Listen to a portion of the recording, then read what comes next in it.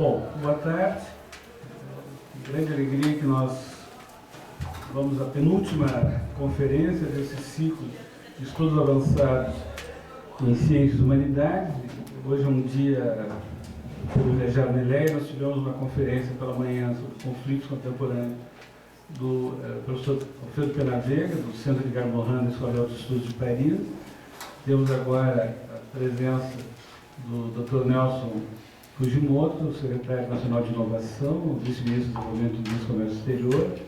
Temos a presença do Antoniazzo, o Dr. Antoniazzo, diretor do presidente do Cientec, e como debatedor, o professor Lampe, diretor da Informática.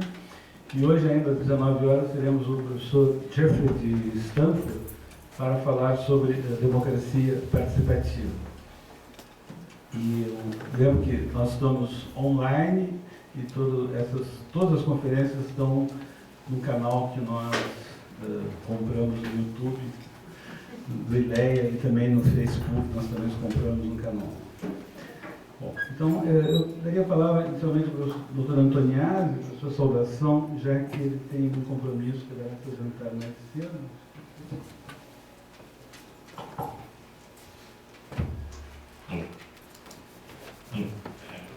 Boa tarde a todos. Quero saudar o amigo e professor José Vicente, ao diretor do ILEA, professor Lambi, e ao meu amigo, né, companheiro de muitas lutas, o Nelson Fujimoto, que é palestrante, e que vai hoje secretário de Inovação do OMIDIC, que vai realmente tratar de um assunto que é do interesse, hoje, não mais só do interesse da academia, do interesse de institutos tecnológicos, mas a questão da inovação é do interesse da sociedade como um todo. Nós sabemos a importância da ciência, o avanço do conhecimento científico, a importância que isso tem para a sociedade brasileira, para a sociedade mundial. Sabemos também da importância do domínio da tecnologia, mas também sabemos que sem inovação, sem viabilizar esse conhecimento em novos produtos, processos, e esse conhecimento ser apropriado, né, a sociedade se apropriar dessa riqueza gerada dentro da universidade, dentro dos institutos tecnológicos, não se viabiliza o desenvolvimento que nós desejamos para o país. Então, eu entendo assim, eu acredito que isso vai ser motivo de uma abordagem mais ampla hoje, mas eu acredito, tenho uma certeza, que a questão da inovação, ela tem que se colocar como uma questão até de soberania nacional. É um país que não consegue transferir, né, esse conhecimento para que ele seja incorporado como uma riqueza nacional, né, que sustente o desenvolvimento, ele vai manter o nosso projeto de futuro vai estar sempre sumiço a políticas internacionais e comércio exterior, enfim, sempre sumiço os que se colocam hoje como as grandes players, né, no mundo. Então, a nossa independência, sem dúvida alguma, passa pela questão da inovação. Então, queria só fazer essa colocação, tenho certeza que o Nelson vai ter uma oportunidade boa para nos colocar uma série de questões e a gente poder debater sobre isso. Muito obrigado. Eu queria registrar a presença da nossa colega Nádia, presidente da FAPERGS. Muito obrigado, vários professores, membros do Conselho do ILEA.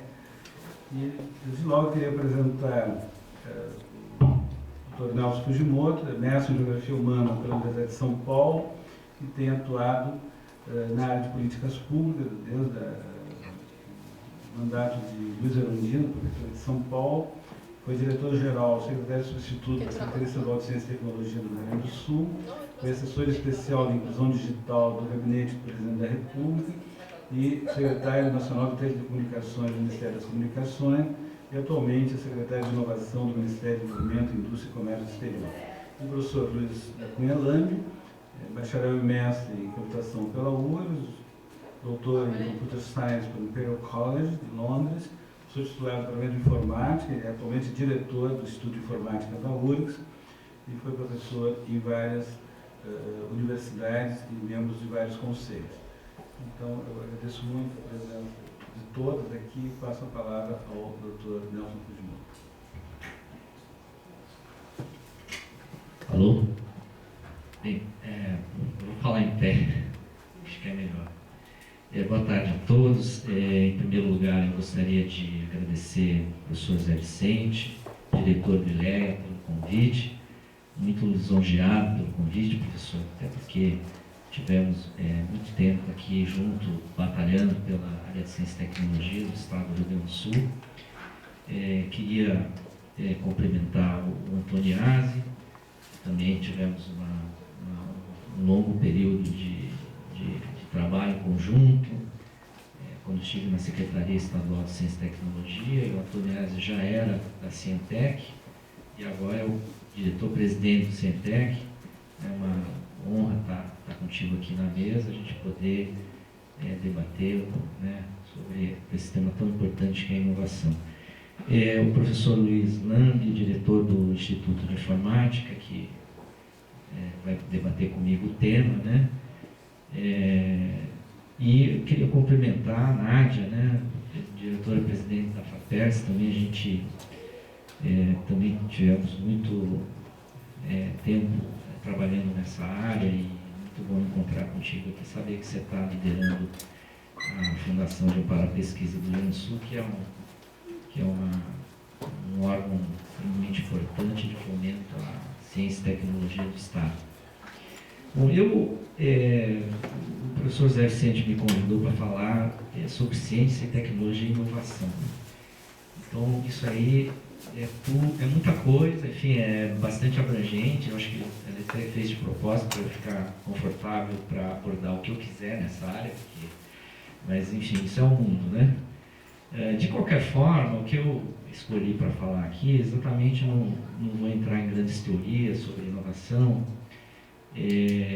mas falar mais do aspecto de como o governo vem trabalhando a questão da inovação nos últimos anos. Eu acho que é mais a parte atual, né? Que a teoria eu acho que vocês podem encontrar aí na bibliografia, tem muitos textos e muita reflexão sobre o tema da inovação. E eu queria aqui começar ressaltando aqui que o Antoniazzi levantou, né, da importância da inovação nos dias de hoje, não só para a competitividade das empresas, mas efetivamente para a competitividade do nosso país. Afinal de contas, a inovação ele é um elemento diferencial, né, digamos assim, no aspecto de competitividade, seja das empresas, seja das nações, né? Então, esse é um elemento fundamental e cada vez mais presente no nosso dia a dia, né? Com todo o processo, enfim, de mundialização da economia, né? Da globalização, né? Nós temos aí convivido com uma concorrência bastante grande entre empresas nacionais e empresas estrangeiras, né? Muitas vezes até de forma desleal por conta do câmbio, né? Algumas empresas acabam internalizando seu produto aqui no país, uma certa manipulação, né, de valores, e a gente vê muitos. Mas isso é um tema hoje comum a todas as nações, enfim, a competição das empresas, ela se dá no nível mundial hoje. Não é possível pensar mais o local desvinculado, né, do nacional e do internacional, né? Então não é possível. Quer dizer, qualquer empresa, qualquer atividade econômica que você desenvolva, você tem que ter em mente que você tem que agir local e pensar global, né? Esse é o slogan que o pessoal usa bastante, né? Isso é cada vez mais comum e cada vez mais presente, né? E o que tem a ver a inovação com tudo isso, né? A inovação é um termo, digamos, hoje é um termo bastante aplicado, né? Quase todos os lugares se fala de inovação, né?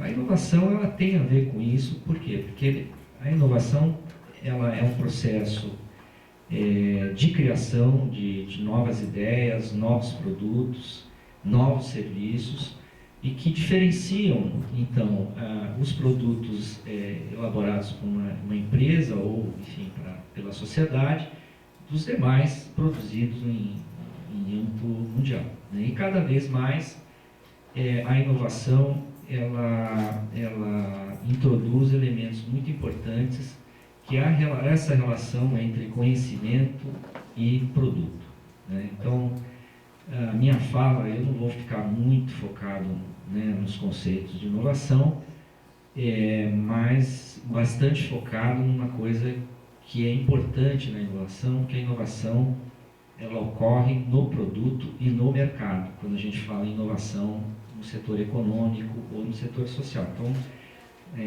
enfim, se você tem uma rede, um sistema de inovação, e esse sistema ele só resulta ao seu final realmente em inovação quando um conhecimento ou uma atividade nova se traduz num novo produto para a sociedade, né? Então isso se traduz no mercado. Então, como talvez futuramente, né, possa vir aqui o Ministério da Ciência e Tecnologia, que vai focar mais no lado da ciência e da tecnologia, né? Como eu sou do Ministério do Desenvolvimento da Indústria e Comércio Exterior, eu vou falar mais do ponto de vista da realização da inovação, que ela no mercado, né? Então essa que é Então eu vou falar um pouquinho sobre isso e também falar que eu acho que é muito importante falar do enfoque de como o governo vê a inovação na política industrial, né, hoje traduzida pelo plano que foi lançado em 2011 pela Presidente da República, que é o Plano Brasil Maior.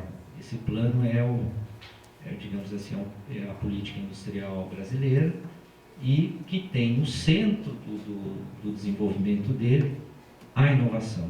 Então, eu vou abordar também aspectos dessa política focada em inovação. E depois vou falar um pouquinho sobre desdobramentos dessa política industrial, o que nós estamos enfocando nessa política industrial como prioritária, alguns setores prioritários. Vou explicar aqui, enfim, os projetos de vários setores, e também, evidentemente, falar um pouco também de apoio às startups, enfim, apoio à micro e pequena empresa, porque a startup, enfim, a empresa nascente de base tecnológica é um dos elementos centrais do processo de inovação, né? Então, falar um pouco desse tema que eu achei bastante interessante trazer esse debate para a universidade, porque eu acho que não é um debate muito comum de se acontecer na universidade, né? Todo o resto vocês já sabem, né? Então peguei aspectos assim fora do contexto para introduzir esse debate aqui. Então, bom, então como eu dizia, então primeiramente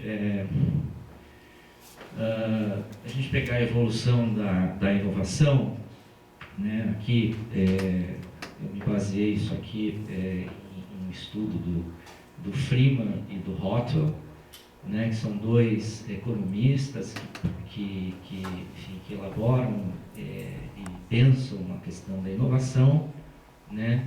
E para dizer o seguinte, a inovação, né, lá na primeira geração, que a gente pode chamar de inovação, na década de 50, nós tínhamos um conceito que era Technology Push, né? O que é esse conceito? Primeiro, lá na década de 50, a gente começa a trabalhar já o sistema de inovação, já o conceito de sistema de inovação, né? Então, a inovação passa, desse período para frente, sempre tem no cenário um sistema, né? Aqui o professor Milton Santos chama de período técnico-científico, né? Tem muita elaboração, né, sobre esse período em relação ao papel da ciência, da tecnologia no ambiente produtivo, né, e na sociedade, né? Então, só para fazer alusão assim, à área de humanas, né, o geógrafo Milton Santos, né, falecido, que foi meu professor, inclusive, que também abordou isso de outro aspecto. Mas o aspecto da economia, ele está focado nessa ideia de que o conhecimento é fundamental para gerar produtos, né? Então a ciência básica é um elemento fundamental pelo qual vão se desenvolver a engenharia, posteriormente a produção, para depois atingir o mercado. Então é o chamado processo Technology Push, tá? Ou seja, a partir da academia, da ciência básica, você chega ao mercado. Isso foi uma realidade muito presente nos anos 50, né? Quer dizer, todo o processo de revolução, digamos, da sociedade do conhecimento, da sociedade da informação e dos chamados, então, período técnico-científico, onde o conhecimento científico passa a fazer parte da produção geral de produtos também para o mercado, além de outras questões, evidentemente, né, mas aqui a gente está focando sempre, como eu disse, a área de mercado, né. Bom, posteriormente a esse processo, nós tivemos um outro enfoque a partir dos anos 70, onde, ao invés de termos o impulso da inovação da ciência para o mercado, a gente começou a ver coisas diferentes na década de 70, como o contrário. Na verdade, o mercado, para se diferenciar, começou a ver a produção de uma forma diferente, o seu setor de engenharia e se aproximando da ciência básica. Então, esse modelo é o market pool, né? Ou seja, a partir lá de uma demanda lá do mercado, é que você vai gerar, então, todo o processo inverso até chegar à sua ciência básica. Não que essas coisas sejam estanques, né? Elas estão no movimento, né? Aqui a gente pode ver, por exemplo, o esforço feito pela China, né? A China decidiu que entrar no mercado de semicondutores, né? Por esse período aí, eu acho, tá certo? E aí pensou para trás, né? Eu quero ser o melhor em microeletrônica do mundo. Agora, o que eu preciso para fazer? Bom, eu tenho que ter produção. Então, como é que eu vou fazer? Vou trazer empresas para produzir aqui, né? Foi o que eles fizeram. Bom, mas eu também não quero só ficar à mercê da tecnologia de fora. Eu quero também ter a minha engenharia, né? Para eu ser o melhor no mundo, eu tenho que ter minha engenharia. Então, constituiu-se da sua engenharia, né? Cursos, o esforço todo de formação de recursos humanos feito na China para engenheiros focados na área de eletrônica foi fantástico, todo mundo conhece o que aconteceu. E posteriormente, evidentemente, que tudo acaba ou tudo começa na ciência básica, ou seja, se a gente não tem a produção de conhecimento, a gente nunca vai ser sustentável em nenhum desses momentos aqui. Por isso que o Antonier já falou, olha, isso tem a ver com uma coisa muito importante, né, que é uma questão de sustentabilidade do país, e tem a ver também, às vezes, né, com a questão da soberania. Ou seja, quanto mais a gente for dependente dessas duas áreas aqui, né, nós não teremos um processo, digamos, sustentável na produção e nem no mercado. Então, o que a gente está vendo hoje é que a China, né, evoluiu muito rapidamente, né, e hoje domina o mercado de eletrônicos, não só o mercado de eletrônicos, mas diversas áreas, né? E que é o fenômeno dos tigres asiáticos. Eu posso citar o caso também da Coreia, né? A Coreia fez um trabalho fantástico, iniciando pela formação de recursos humanos, né, e modernizando todo o processo produtivo, com alta tecnologia, etc. Hoje a Coreia é um dos países mais inovadores do mundo, né? E com certeza também gera uma riqueza importante, o país gera uma qualidade de vida também importante e assim por diante. Então, é um processo, digamos assim, que inevitável para qualquer situação. Eu diria, eu vou mostrar aqui o próximo, que eu acho que é o elemento atual hoje, como a partir da década de 80, e como hoje nós estamos vendo esse processo de inovação, né? O processo de inovação não é mais linear. Você não tem mais a inovação que sai da universidade, a ciência básica e vai até o mercado, e nem o contrário, o mercado que vai. Hoje a relação é muito mais holística entre várias áreas do mercado e várias relações. Então aqui você tem um vai e vem constante, né? Então hoje, década de 80, é a terceira, nós chamamos terceira geração do processo de inovação. O sistema ele é mais complexo, ou seja, você tem tanto a inovação gerada pelo mercado, né, que cria uma necessidade nova que pode ocorrer. O exemplo maior disso aqui, por exemplo, é a Apple, né? A Apple trabalha sobre um computador ou um tablet, enfim, um instrumento, né, que enfim, qualquer um fabrica, né? Mas o que tem dentro dele? Tem uma necessidade. O que é? Que é o uso, né? A gente hoje tem, através da filosofia da Apple, toda uma cultura digital, né? Aí você criou aqui uma necessidade. Essa necessidade gera uma ideia, né, que pode daqui já partir para o desenvolvimento, manufatura e mercado. Por quê? Porque essa ideia aqui não necessariamente ela é uma inovação, mas não necessariamente ela implica numa nova tecnologia, como é o caso da Apple. Da Apple, evidentemente, vocês vão falar, mas o tablet, não sei o que dizer, o tablet vem depois, primeiro vem o iPhone, aliás, o primeiro iPhone, a primeira marca iPhone é aqui do Brasil, né? Ela é da Gradiente, né? A ideia do iPhone já era uma ideia brasileira aqui, né? Que foi a primeira registro de patente, né? Dessa ideia, né? Então a gente não está falando aqui de grandes inovações na área de tecnologia, a gente está falando também o quê? Que a inovação leva em consideração não só a tecnologia, mas leva em consideração também todo o processo de produção. Então é possível você gerar uma inovação de serviço? É possível você gerar uma inovação só de produto, melhorando aquele produto? Então o conceito que nós trabalhamos no MIDIC é muito mais uma inovação que vai desde a inovação radical, que envolve novas tecnologias, né? E aí a relação com a ciência e tecnologia ela é fundamental, desde inovações incrementais, né? Que no nosso sentido também são inovações. Um outro exemplo que eu posso dar aqui, que hoje em dia, né, o Brasil ele é o quinto mercado de tecnologia bancária do mundo, né? O que significa isso? Significa que nós aplicamos em tecnologia no setor financeiro muito mais do que outros países. Nós já estamos muito próximos daquilo que aplica os Estados Unidos, daquilo que aplica a Alemanha, daquilo que aplica a França e daquilo que aplica enfim, o Reino Unido, já falei, né? Enfim, estamos próximos dessa realidade. E o que significa isso? Significa, basicamente, esse círculo virtuoso aqui, né?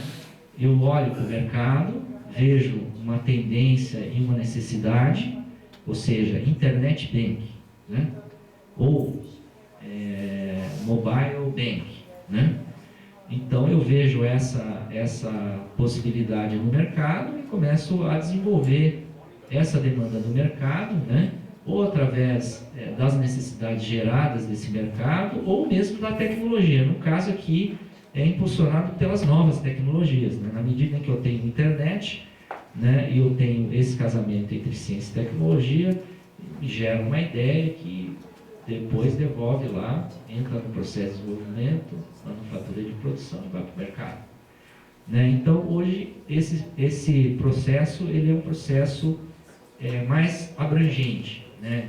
Não se pode falar nem naquela ideia de inovação empurrada, nem a ideia da inovação puxada, né? Hoje o sistema é mais complexo e envolve a integração de vários elementos. Por isso que está sendo normal as várias empresas, elas cada vez mais o seu setor de marketing e vendas está se aliando ao setor de engenharia, tá? Então isso está sendo muito comum nas empresas, esse processo de cruzamento entre o cliente, aquilo que que pensa o cliente, que pensa do produto, e aquilo que vai se desenvolver depois dentro do setor de engenharia, com apoio ou não, né, da ciência e tecnologia, quando se tratar talvez de uma nova tecnologia, né. Então acho que esse é um modelo que é o que a gente tem trabalhado no nosso conceito, e aquilo que nós viemos pensando em termos de implementação da política industrial, dos elementos para a política industrial. Então já vou passar para o segundo ponto que eu vou falar. Bom, aqui então, para finalizar, em final de contas, o que é uma inovação? Bom, a inovação, e aí eu fiz questão de trazer aqui a definição de inovação que está na Lei 10.973 de 2004, que é a Lei de Inovação. Não sei se você sabia, mas o Brasil tem uma lei de inovação, né, uma lei bastante avançada, precisa mudar muita coisa ainda, a gente está trabalhando nisso, mas já é um grande passo nós termos essa lei de inovação, como outros países têm, né, a França, os Estados Unidos, enfim. Todo mundo tem, a Coreia tem uma lei de inovação muito interessante, né, então todo mundo tem essa gerada lei de inovação. Nós temos também a lei, no conceito da nossa lei, a inovação é uma introdução de novidade ou aperfeiçoamento no ambiente produtivo ou social que resulte em novos produtos, processos e serviços, né? Atente aqui que tem esse social aqui, que eu acho que é bastante importante aqui para o ILE, que a gente não está falando só do ambiente produtivo da indústria, nós estamos falando também de inovação social, né? Eu não vou falar sobre tecnologia social, mas tem muita coisa também sendo abordada aqui em inovação social. Inclusive, atualmente a gente tem cases aí maravilhosos, coisas para estudar, quem é da sociologia, aí que é a mobilização do país aí via a rede de computadores, das redes sociais, né? Isso provavelmente está gerando uma inovação social, vai gerar uma inovação social na medida em que provocar, por exemplo, uma revisão, uma releitura do processo de representação que nós temos de decisão política no país, né? Então é uma coisa interessante, não é o meu campo é mais indústria e comércio, mas voltando para a indústria e comércio, então, para o que interessa de fato lá para o MEDIC, é o seguinte, né? Nós temos então uma linha que é recurso, né? Bastante recurso na pesquisa, transformando em conhecimento e criação de competências, tá? Então esse é uma das formas de ver como é que essa inovação se realiza na prática, ou seja, eu coloco muito recurso na pesquisa, espero que haja um transbordamento do processo de produção do conhecimento que leve então à criação de competência, né? E hoje nós temos também o contrário, né? Nós temos a inovação, tá? Que é exatamente o conhecimento e a criação de competências transformados em recursos, né? Que é outro lado que a gente pode ver por outro lado também, né? Um precisa e o outro é o resultado, né? Então acho que nosso desafio é pensar essas duas coisas aqui, né? Nesse ambiente universitário, falando de ciência, tecnologia e inovação, né? Para ser bastante abrangente aqui, né? Então eu vou passar para o segundo ponto, passando essas questões conceituais aí, que depois a gente pode debater, né? Então, bom, com tudo aquilo que eu falei, como é que nós estamos? Como é que está o país em relação a essa questão da produção de ciência, tecnologia e inovação, né? Nós tivemos um impulso muito grande nos últimos 10 anos, eu diria, e hoje o Brasil está numa posição excelente na produção científica, ou seja, nós somos o 13º país, segundo o Institute for Science Information, é uma pesquisa feita pela Thomson Reuters, e o Brasil está em 13º em termos de produção científica, né? O que é muito bom, ou seja, que a gente evoluiu muito, né? e bastante nos últimos 10, 15 anos na área científica. Porém, o Brasil, em termos de inovação, medida pelo ranking global da inovação do IPO, né, nós somos ainda o 58º no ranking. Ou seja, apesar de a gente ser o 13º aqui, nós somos o 58º. Então, nós ainda estamos naquela curva de sair daquela situação onde a produção científica alavanca a inovação, né, e precisamos melhorar no contrário. Né? Eu acho que nós estamos ali pela década de 60, por aí ainda, em termos de maturidade, em termos de inovação. Né? É mais ou menos o que esse gráfico, esse resultado mostra. Agora, tem coisas importantes aqui. Por exemplo, né, se a gente pegar, por exemplo, a China, olha lá, a China é o segundo maior produtor de científico, né? Tá certo? Também está crescendo, tá lá nos... Mas aqui, ó, em inovação, a China é o 34º. Né? Agora a gente vê que países, tá, como Estados Unidos, né, a Alemanha, né, eles estão tanto no ranking, nos primeiros aqui do ranking de produção de conhecimento, como estão nos primeiros de inovação. Ou seja, aqui tem um processo de maturação importante. A gente não está dizendo que é um estágio, a gente pode pular, de repente, esse estágio e ir para aquele mais complexo, onde você tem a relação mercado, institutos de pesquisa, enfim, uma coisa mais abrangente, cortar caminho, como fez a China, né? Mas a própria China, vocês veem que é muito forte em produção já de paper, já é o segundo, né? Então, lá da década de 70 para agora, eles já estão lá, estão produzindo muito conhecimento, né? E provavelmente isso aqui vai traduzir também em inovação, com certeza vai produzir um resultado favorável em termos de inovação, né? Então, é mais do que nunca importante que o Brasil comece a operar o seu conceito de inovação focado, aliás, não só trabalhe a questão da produção científica, mas que já está na hora de partir daqui para lá. Né? Eu acho que a gente já tem maturidade, nós estamos 13º aqui, mostra uma competência instalada na área de ciência, tecnologia muito importante, e mostra que nós já podemos dar esse salto para cá. Né? E é isso, mais ou menos, que a gente espera fazer com o Plano Brasil Maior. Né? Com o Plano Brasil Maior, onde a inovação é o foco do plano, né? O foco principal é a inovação tecnológica e o adensamento produtivo das cadeias de valor.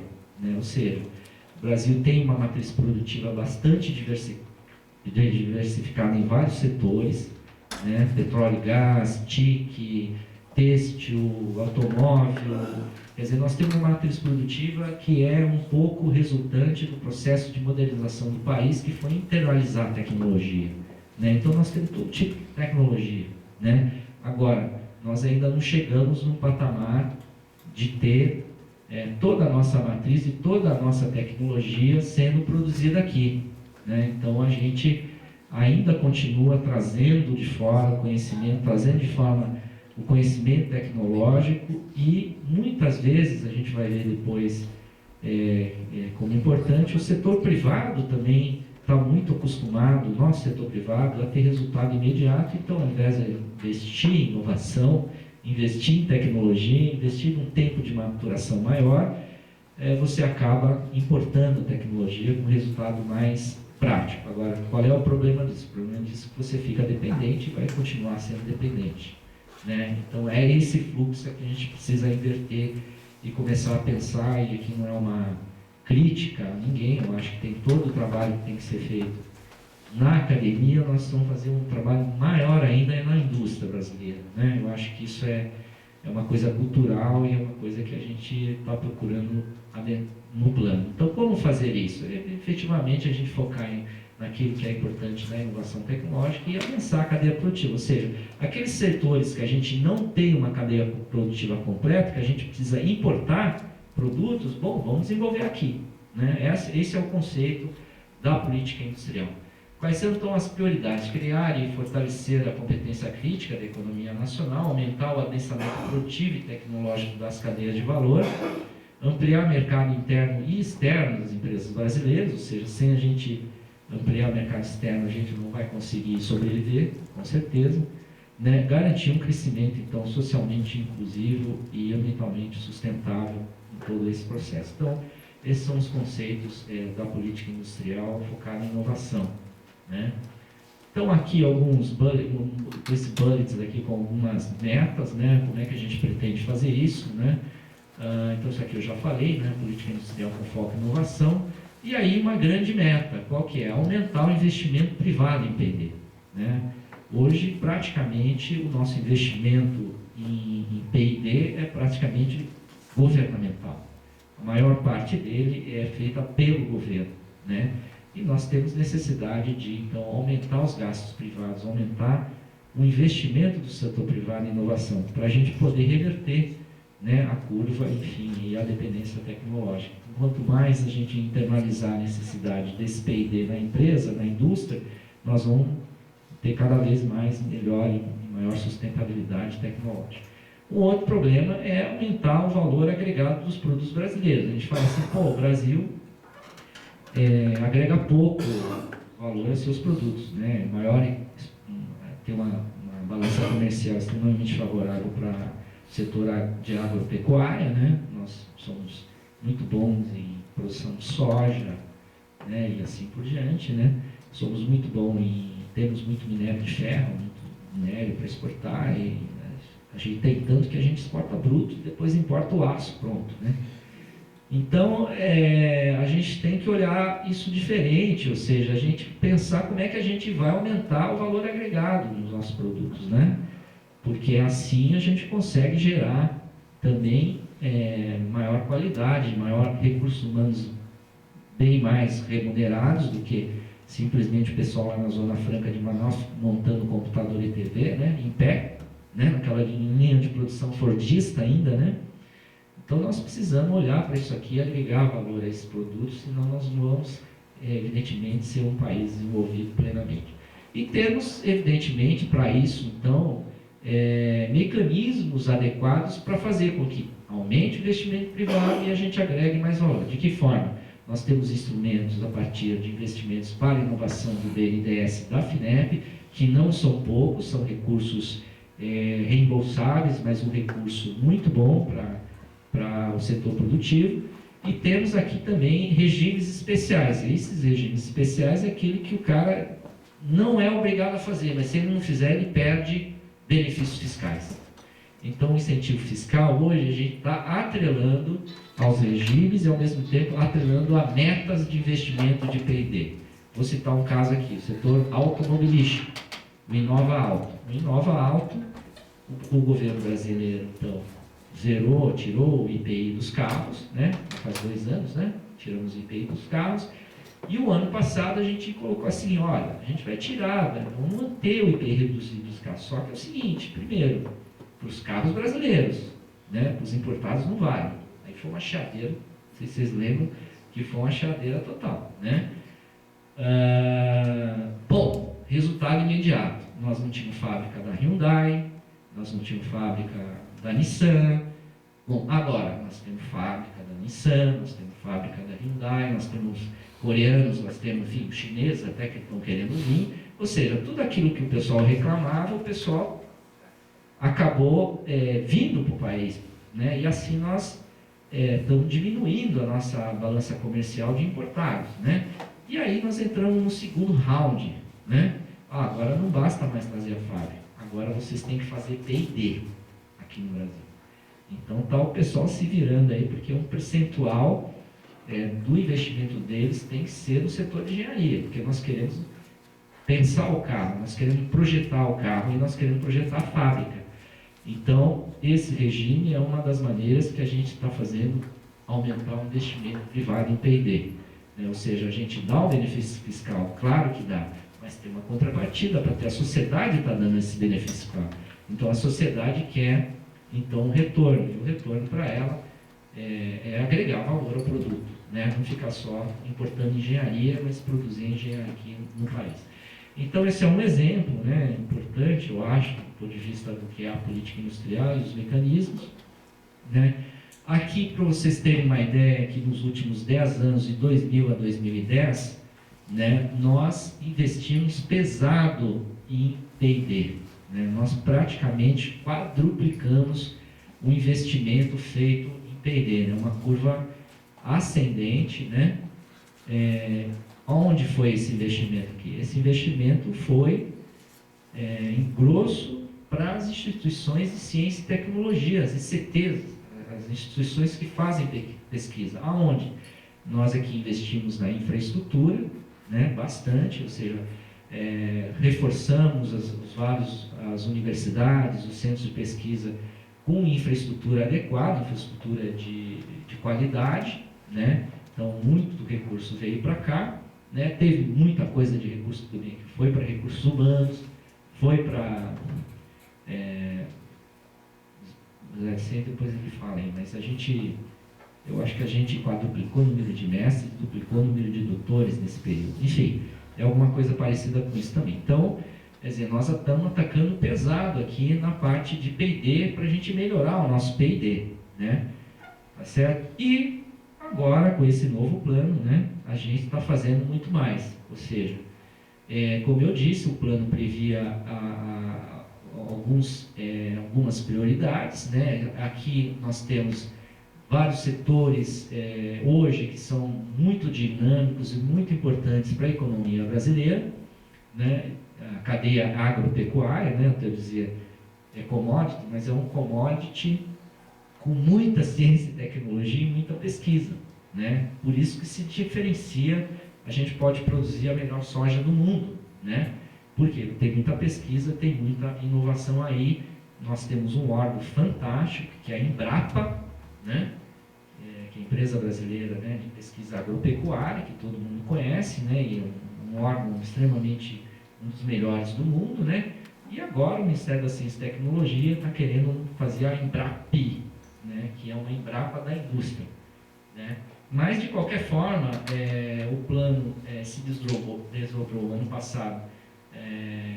Esse ano aqui, a gente anunciou, já a presidente anunciou 32,9 bilhões de reais para 2013 e 2014 a serem aplicados nessas cadeias aqui, né? A cadeia agropecuária, cadeia de energia, e aqui dentro envolve bastante pesquisa e bastante produção de equipamento nacional, equipamento do setor elétrico. Nós temos todo um processo de transição do sistema de medição analógica para o digital, né, o Smart Grid, né, que está entrando no país. Não temos nada quase de tecnologia nisso, nós temos que correr atrás. Então a gente lançou um programa que focado em energia. Petróleo e gás, né, que é fundamental, nós temos a reserva do pré-sal, né, não é possível que 400 bilhões de dólares não vão gerar tecnologia no país, sobretudo num tema que o pré-sal é uma novidade, né? Se vamos falar da cadeia do petróleo, você está falando de uma cadeia tradicional onde o conhecimento já é conhecido no mundo inteiro. Nós estamos falando do pré-sal, né? Aí no pré-sal vai exigir novos equipamentos, nova engenharia, novos softwares, nanotecnologia, nanobiotecnologia. Então é uma área que tem aí um caminho longo para a inovação. O complexo da saúde, né, pela primeira vez, nós vamos começar a fabricar biofármacos, né? A gente dominou o processo de síntese química dos fármacos através do vencimento das patentes, enfim, do final das patentes. Os genéricos, a gente conseguiu construir empresas brasileiras explorando esse mercado, e agora essas empresas terão condições de evoluir para um novo segmento na saúde, em fármacos, que são os bios, né? Biofármacos, são novas moléculas que permitem, inclusive, tratamento de doenças negligenciadas, né? Algumas negligenciadas, né? Alzheimer, né? E assim por diante, né? Então, nós vamos poder desenvolver isso aqui. Ontem, né? Então, na cerimônia, foram assinados 14 contratos de produção de biofármacos no Brasil que serão financiados pelo SUS, né? Então, já tem 14 produtos na área de biofármacos que a gente vai produzir aqui. O complexo aeroespacial e defesa, que é fundamental se a gente quer autonomia, né? A gente tem que ter também autonomia na área da defesa, né? Enfim, na área aeroespacial, né? E tecnologia da informação e comunicação aqui, não vou falar muito, mas é praticamente a área de software e tal, e a área de automação industrial, a área de produção de semicondutores, assim por diante, e por final, a sustentabilidade socioambiental, que é importante do Inova Empresa. O importante do Inova Empresa é que ele integra, para esses casos aqui, os vários instrumentos de financiamento do governo. Então, você tem subvenção da FINEP, você tem associado a ela o PSI Inovação, que é um programa com juros subsidiados pelo governo, né, equalizados a uma taxa de juros de 4% ao ano, menor que a inflação, tá? Então, é recurso também do governo direto em inovação, mas é tudo na empresa. É outro conceito aqui, o AICT é parceira de todo esse processo.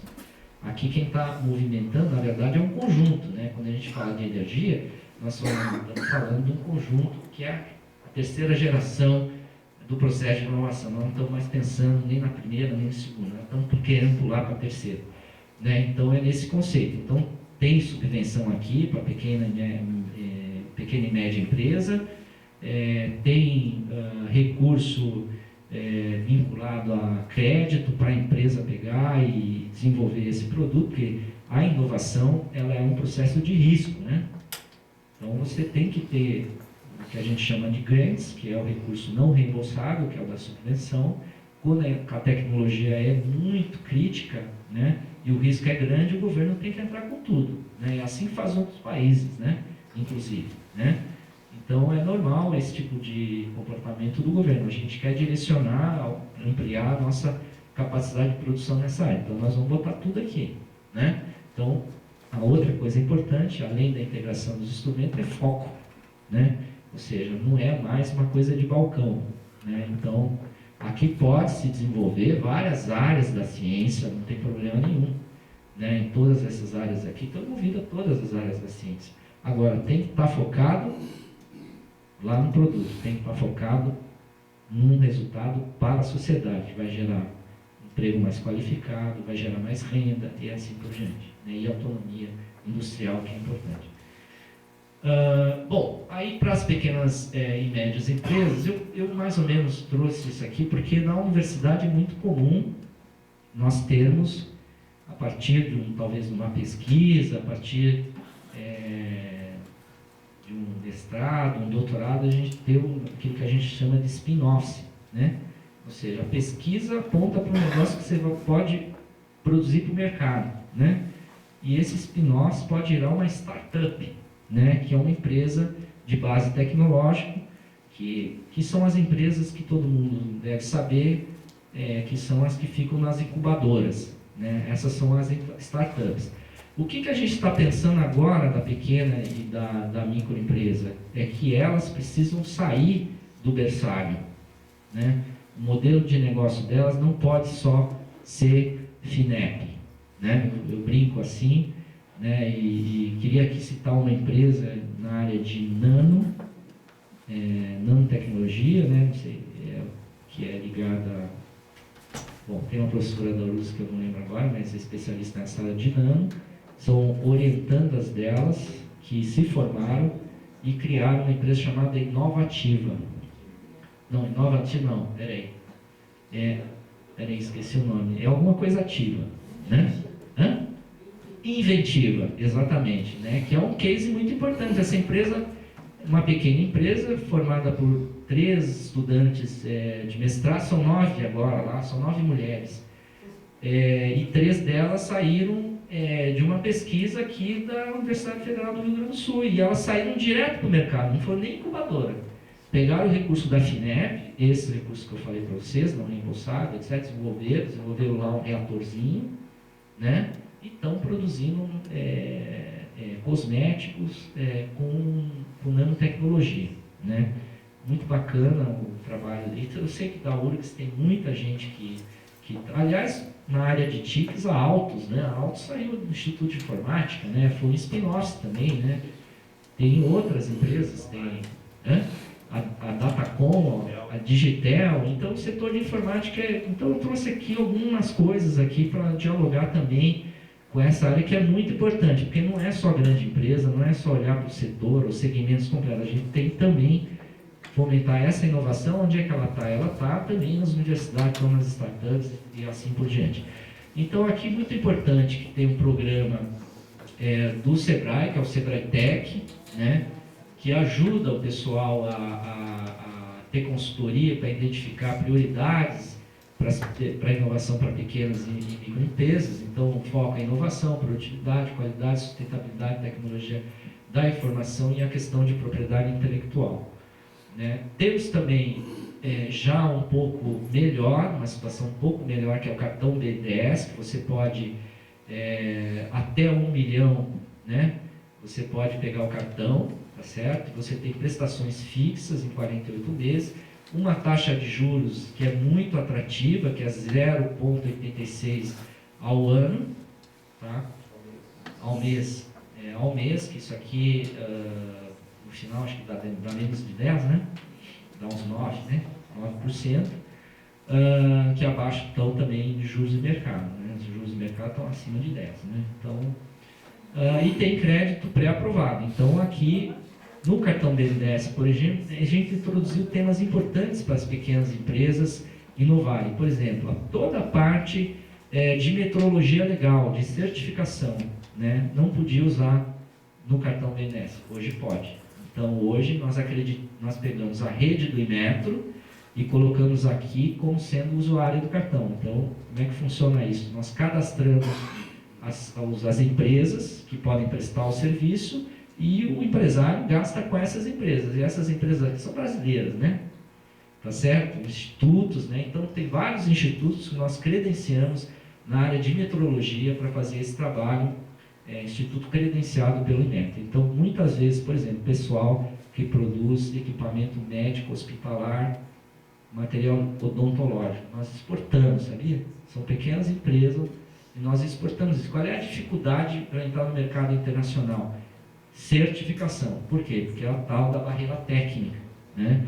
O sujeito começa a criar lá fora um monte de empecilho para não entrar aquele equipamento lá de maior qualidade. Então, ele gera um monte de ISO não sei o que a ISO linha, né, a ISO 9000 e não sei quanto linha, né, aí, nós temos que ter instituto qualificado aqui no Brasil para dar essa prestação de serviço metrológico, para a gente poder, então, dar o certificado, emitir o certificado de produto para poder entrar no mercado internacional. Qual era o problema do pessoal? É que eles não conseguiam pagar esse trabalho. Incrível, né? O pessoal não consegue pagar, trabalho caro, né, uma certificação. Então, a gente botou aqui o cartão para poder usar esse serviço. Então, acho que isso tem muita evolução aí.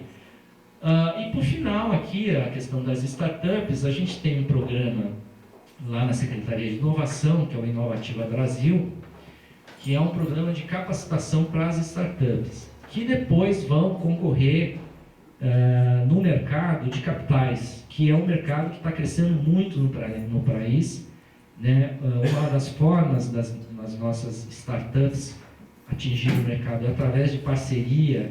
Ninguém vai conseguir isso sozinho. Para entrar no mercado, você vai ter que ter um parceiro, e normalmente esse parceiro é um parceiro do mercado de capitais, né? Vou usar de novo o exemplo lá da Apple, né?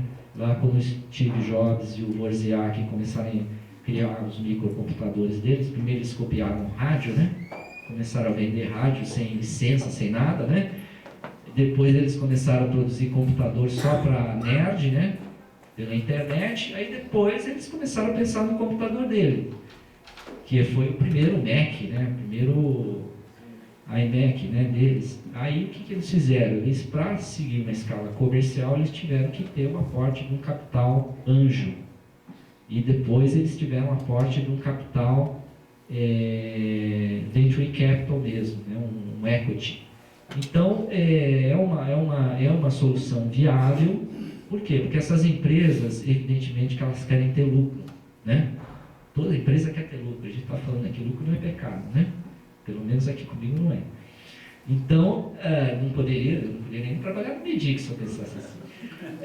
Então, como é que o pessoal olha esse parceiro, né? Esse parceiro não é um corporate venture, não é um corporate venture, ou seja, não é uma Cisco, uma Intel, uma Microsoft que aposta em você e depois te compra. Não é isso. Esse capital de risco que nós estamos falando é o cara que vai ser teu parceiro. Ele está interessado no teu negócio. Por quê? Porque o teu negócio gera um lucro grande para ele lá no futuro. Então ele investe e ganha rápido. Então é o que a gente chama de mercado de alto impacto, né? Então o setor de tecnologia é um mercado de alto impacto. Por quê? Porque é uma inovação às vezes radical, às vezes até incremental, mas muito boa, que está na ideia do pesquisador, na ideia do professor, mas que pode ficar na bancada, né? Pode morrer na bancada. Por quê? Porque dificilmente um professor, um aluno, vai conseguir chegar no mercado sozinho. Então, é preciso ter parcerias. Essas parcerias, tem parcerias profissionais, Israel, Estados Unidos, Vale do Silício, isso é muito usado, né? Onde você tem uma relação da universidade com transferência de tecnologia, com propriedade intelectual envolvida e com empresas interessadas em investir. Aliás, o modelo do Vale do Silício é assim que funciona. Começou a funcionar lá, né? Isso se espalhou pelo mundo. Então, o apoio à startup para esse mercado é importante, né? No caso, por exemplo, da... Como é que é o nome da empresa? Inventiva. No caso da Inventiva, o capital associado delas foi um chamado capital anjo, que foi das duas professoras. Tá? Que é normal também, elas têm parte do negócio, elas investiram recursos para que essa empresa desse certo, e deu certo. Crescem as alunas e crescem os professores também, né? E cresce a empresa, enfim, o Brasil também ganha com isso, porque nós somos, o que elas estão fazendo lá é muito bacana, né?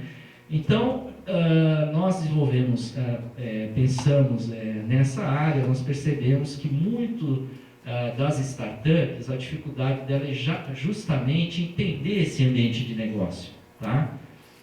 Nós temos o Criatec, que é um programa que apoia startups, ela investe, né, o poder público também investe em startup, né, através do Criatec e através da FINEP. Só que qual é o problema da FINEP, do Criatec, do BNDES e o problema dos investidores anjo e o problema dos investidores de venture capital? É que o nosso pessoal é muito bom de ideia, mas não tem capacitação para desenvolver negócio, né? O que é muito comum, em todo lugar do mundo, não é só Brasil, não, em todo lugar do mundo é assim, a universidade pensa, não desenvolve produto, né? Então cada um na sua, né? Tá certo? Então a gente tem boas ideias na universidade, mas a gente não consegue fazer com que isso vire um produto ou vire uma empresa.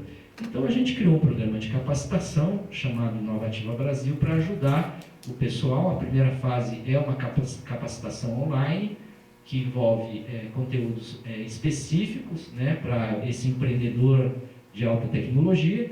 Depois, no processo de coaching, a gente tem um acompanhamento de especialistas na área de empresa para ajudar o pessoal.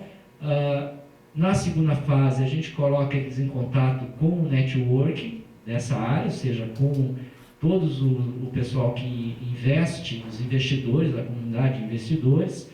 Tá? E depois a terceira fase, então, é integrar esse pessoal, essa ideia de integrar isso com as políticas públicas. É um programa que a gente começou agora, é um piloto que a gente está fazendo 300 empresas, que serão selecionadas daí 50 e depois 20 serão credenciadas no programa. Se o programa der certo, a gente conseguir as 20 credenciadas, a gente vai fazer para todo o país, enfim, em larga escala. Então ele vai ter uma parte que não é presencial, é online, e depois as outras duas são presenciais.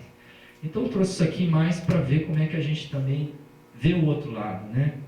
Que temos as universidades ajudando as grandes empresas, do setores, mas nós temos também a inovação de pequenos empreendedores, né, que têm grandes ideias. Então, como apoiar esses pequenos empreendedores de grandes ideias para que então a inovação ocorra de fato.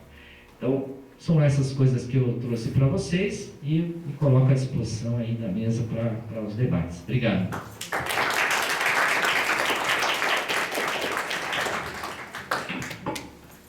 Nós temos então tempo e inicialmente eu passo a palavra ao nosso debatedor, professor Lambe, diretor do Instituto de Informática. Obrigado. Obrigado, professor José Vicente. Estão funcionando aqui o microfone? Obrigado. Agradeço o convite gentil do professor José Vicente, muito embora eu não me considere um especialista em inovação, ao contrário do amigo aqui da plateia, o professor Zavislak, que está lá ao fundo. Então, eu farei algumas provocações, talvez o professor Zavislak possa nos ajudar a respondê-las. Também saúdo a mesa, o doutor Antoniazzi, e principalmente a presença do secretário Nelson Fujimoto na universidade. Eu, como acadêmico, eu vou lançar algumas provocações iniciais para tentar incentivar um debate sobre o tema. Nós sabemos que, historicamente, a inovação foi decisiva ao longo do desenvolvimento dos principais países, e não somente a inovação científica, tecnológica, mas a inovação do ponto de vista social, do ponto de vista legal também. Eu não sou historiador nem sociólogo, muito antes pelo contrário. Minha área de especialização é lógica. Então, lá no Instituto de Informática, o professor José Vicente, eles também não acham que eu sou de informática, embora. Então, quando eles achavam que eu não era da área de informática, eles me elegeram diretor, certo? Fazer alguma coisa. Bom, então, do ponto de vista histórico, a inovação é fundamental, tanto no desenvolvimento dos países, na própria Revolução Francesa trouxe muitas inovações legais, inclusive o Código Civil, que valorizou a liberdade e mérito. Na Inglaterra, já o Francis Bacon, né, que era um dos grandes auxiliares, dos grandes mentores da política na época do James I, também da Rainha Elizabeth, conhecida em Portugal como Rainha Isabel, Elizabeth I. A própria introdução do método científico, que levou posteriormente ao desenvolvimento da ciência e tecnologia na Inglaterra, posteriormente à Revolução Industrial, isso carregou uma série de inovações no sentido do conhecimento gerado nos centros de pesquisa para a sociedade, como foi muito bem colocado, né? Também a gente percebe que ao longo da revolução mais recente, nos Estados Unidos, o processo de inovação foi fundamental. Claro que com isso há grandes debates, tensões entre grupos concorrentes. O caso clássico é a disputa entre o Edison e o Tesla sobre a forma de transmitir energia nos Estados Unidos, quando foi criada a General Electric. E fica aqui um desafio, espero que o professor Zavislak não responda. A General Electric, ela não foi criada por um engenheiro eletrônico, ou um engenheiro eletricista, ou por um físico. Embora existisse essa disputa entre o Tesla e o Edison na época, a General Electric foi criada por um banqueiro. Então ele inovou na área de negócio, foi criada pelo J.P. Morgan.